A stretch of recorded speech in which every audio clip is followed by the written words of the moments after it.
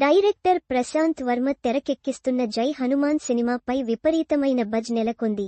Hanuman cinema block buster అవడంతో దానికి సీక్వెల్గా తెరకెక్కుతున్న సినిమాపై భారీ అంచనాలున్నాయి. ఆల్రెడీ హనుమాన్ మూవీతో పాన్ ఇండియా స్థాయిలో సత్తా చాటిన ప్రశాంత్ వర్మ జై హనుమాన్తో దాన్ని నెక్స్ట్ లెవెల్కు తీసుకెళ్లాలని ప్లాన్ చేస్తున్నాడు.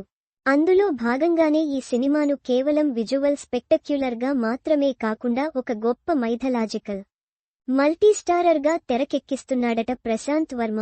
ఈ నేపథ్యంలోనే జై హనుమాన్లో కేవలం హనుమంతుని కథతో పాటు మరో 7 చిరంజీవుల కథను కూడా ప్రశాంత్ వర్మ చూపించబోతున్నాడని ఫిల్మ్నగర్ వర్గాల్లో టాక్ వినిపిస్తోంది. జై హనుమాన్లో హనుమంతుని పాత్రతో పాటు అశ్వత్థామ, బలి చక్రవర్తి, విభీషణుడు, కృపాచార్య, పరశురాముడు, వ్యాసుడు కూడా కనిపించనున్నారని తెలుస్తోంది.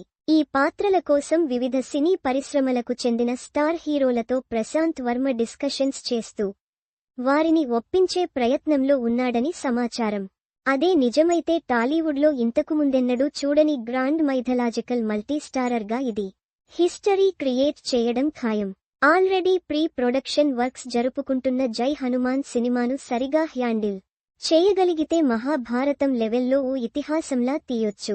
అందుకే తనకొచ్చిన ఈ ఛాన్స్ను సరిగా వాడుకుని ప్రతి పాత్రకు న్యాయం చేసేలా స్క్రీన్ ప్లే విషయంలో ఎంతో జాగ్రత్త వహిస్తున్నాడట ప్రశాంత్ వర్మ. హనుమాన్ లానే ఈ సినిమా కూడా విజువల్ వండర్గా ఉండనుందని తెలుస్తోంది.